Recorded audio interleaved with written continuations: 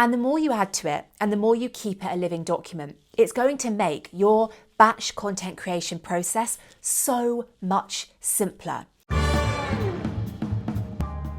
Hi YouTube, thank you for joining me for a brand new Instagram marketing video. If you are a returning viewer, then thank you so much for your ongoing support. If you are a new subscriber here or a new viewer, I'm Bella Foxwell. I'm an Instagram strategist and educator, and I drop a brand new video every single Friday talking about some aspect of Instagram marketing and how to better use Instagram to support your business and brand goals. Don't forget to hit the subscribe and bell button so you're notified of a brand new video going live every single Friday. In today's video, I am talking all about how to create Instagram content quickly, and I will talk you through a way of having Instagram ideas at your fingertips so you never are stuck for knowing what to post. This is a big issue I know that lots of Instagrammers face, and it's a very common one. So if you know that you struggle with this, you struggle with coming up with ideas every month, if you struggle with creating content seamlessly and quickly, it's something that takes you way too much time and you want to know how you can really streamline this process, then this video is for you. Now, as I walk you through this kind of step-by-step process to be able to create content quickly and to never run out of ideas, I am conscious that content creation is a very individual practice and process, so feel free to adapt this process to however best suits your need. There is no cut and paste template really for creating content because it really depends on your brand, your business, how you best like to create content, how you best work, and the kinds of tools and apps that you like to use to help you achieve this. So as I said, take everything I'm saying and make it your own. But the first thing we're going to talk about is really choosing a place to store your ideas. So I want you to choose that, whether it is a Google Doc, whether it's Asana, whether it is an Excel spreadsheet, a Word doc, whether it is a big sheet of paper, analog style that you take a pen to and that you write to and add notes to every month. Whatever it is, I want you to choose somewhere that you can easily access regularly. You can easily access it and you can easily add to it, and you can almost either bookmark it or have it stored in a place on your desk or in your office that you're never going to forget about. I want this place that you're going to store these ideas to be something that you regularly go back to. So whatever that is for you, make sure you pick the thing that isn't going to gather dust, that isn't just going to sit on your desktop or sit on your literal desk and you're never going to look at it again. So that's the first thing. That is going to be the thing that houses all of your ideas. Now, the first thing you're going to do in that storage space of yours is you're going to dump all of your ideal customer or clients' struggles, frustrations, and pain points. I want you to go deep with this. I don't want you to have 3 bullet points or 3 sentences. I want you to put down as many frustrations that relate to your brand or business and what you offer and what problems you solve. So obviously related to that, but I want you to dump as many of them as possible into your storage space, into your Word doc or your Google Doc or your Excel spreadsheet. Go mad. And even better, if you can use the language that your customer or clients use, then this is going to be great inspiration and a great way of creating really great, valuable content in the future that speaks directly to your ideal customers and clients because you're using the language they exactly use, they explicitly use themselves.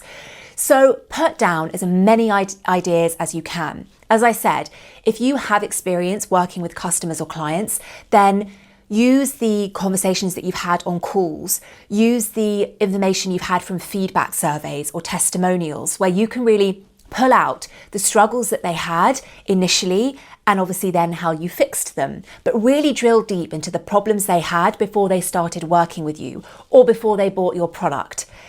If you don't have any customers or clients to go on because you haven't worked with any yet and you're a brand new business, then don't fear. There is so much research you can do online. There are Facebook groups, there's other Instagram accounts and that you can go and look at to see how people are struggling and showing up, talking about these struggles. You can look at Reddit threads, you can look at Amazon reviews. There are so many places where people are actively talking about their frustrations and struggles, and you can use them as a source of inspiration. So do the research and add as many struggles as you can, as many frustrations, as many pain points as you can into your storage space.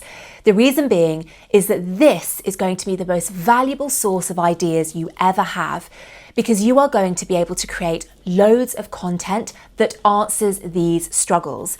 And if you want to know why it's so important that you really know your ideal customer or client struggles to be able to create great content for them, check out the video I'm linking to above my head, where I talk more about the types of content that do really well on Instagram in 2020 and service content, i.e. valuable content like how-to, tips and tricks, tutorials, informative, educational, helpful content falls under the service content category.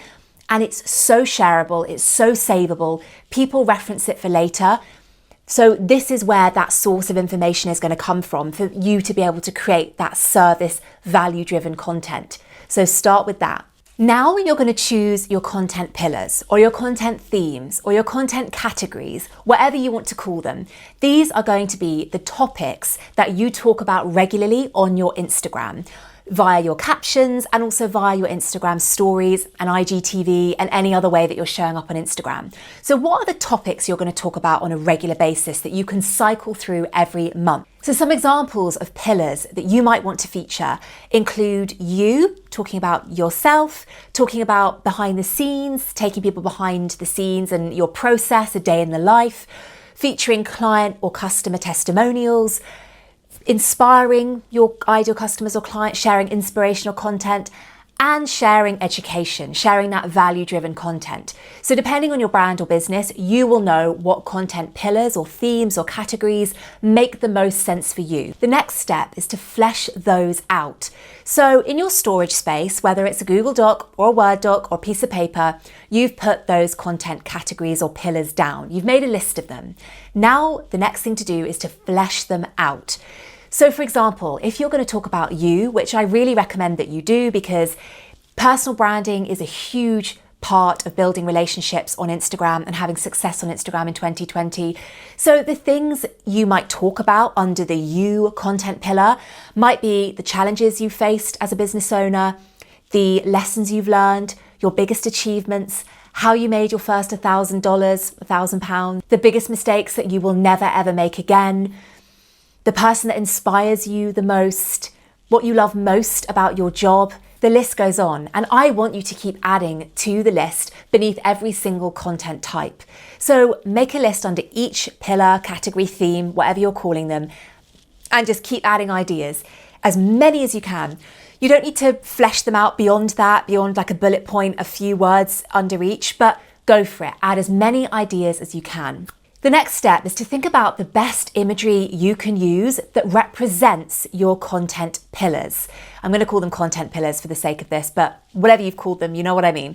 So you need to choose the best images to represent that. So if you have the pillars of you, of behind the scenes, and of inspiration, for example, what images can you create every single month that best represent those content pillars? So obviously the pillar of you, that might be quite obvious, images of you. The behind the scenes, that might be a variation of images, but it might play on a similar variation of your desk space. And then it could be images of your desk space. It could be flat lays with, if you're a copywriter, of you in the middle of doing a job. If you are a woolen hat maker, it might be you, a flat lay of you at your desk doing the actual knitting of the hat in process. Ideas like that. So you could think of different ways you could represent it. And then the inspirational content, depending again on your brand or business, that might be shots of where you live. If you are a business that is really about ethically sourcing your materials for your product, and a lot of your materials come from the local area in which you live, then your inspirational content, it might make sense that you share beautiful imagery of where you live. If the area is inspiring and is going to lift people up, lift your ideal customers or client up when they look at that image and they read that caption, that might be the best type of content to achieve that. So think about the types of content you can create every single month feasibly that best represent your content pillars. And when I say thinking about it feasibly, you want to remember that it's going to either be you creating the content. So do you have enough time to create those different ideas that you have? Or do you have budget to be able to outsource that content creation or that photography to somebody else? So just make sure you're factoring that in when you're figuring out what images you can create every single month. And now you just want to keep adding to that document every single month. Now that you have a document with your ideal customer or client's biggest struggles and frustrations, you have your content pillars with ideas underneath it, and you have the images you know you want to create and you're able to create every single month. Now the work is just adding to that document. It needs to be a living, breathing document that you add to all the time, that you add to as you have more experiences as a brand or business, as you work with more people, as you have more conversations and you learn more about your ideal customer or client and you get deeper with their struggles, as you get more results for them and you can add more client or customer testimonials into that pillar, if that is one of your pillars. You can talk more about education. The more education you give to your customers or clients, the more experiences you have educating and serving them, the more ideas you're going to get for tips to share with your audience on Instagram. It's a living document that is really going to only get better and better as you add to it every single month. And the more you add to it and the more you keep it a living document, it's going to make your batch content creation process so much simpler. Because every single month or every couple of weeks, depending on how you work, when you sit down to batch create your next 2 or 4 weeks worth of Instagram content, you're not going to be stuck for ideas. You can open up that document and you can pull from a whole bunch of ideas straight away without having to think twice about it.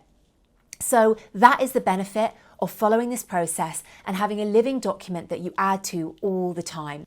That's all for this week's video, guys. I hope you enjoyed it and I hope that this gave you a real burst of inspiration and motivation to be able to plan your content in advance, to batch create your content without ever feeling stuck for ideas and without having to spend hours of time on it.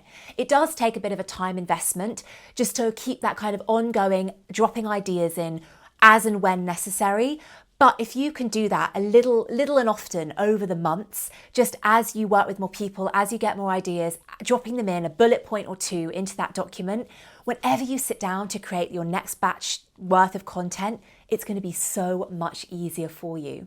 If you enjoyed this video, I would love for you to give it a thumbs up and to hit the subscribe and bell button so you're notified when a brand new video goes live every single Friday. I've dropped a bunch of links in the description box to a whole load of other resources if you liked this video. And if you want to join my free 4-day email challenge, there is a link in the description box below. It's great for you whether you're brand new to the platform and you have no strategy yet, or whether you've been on Instagram for a few years and you're feeling really stagnant and like you need a kick up the butt. Join that. It's me coming to your inbox for 4 days, 4 emails, absolutely free of charge. Join that. I will see you for a brand new video next week. Thank you for watching. Bye.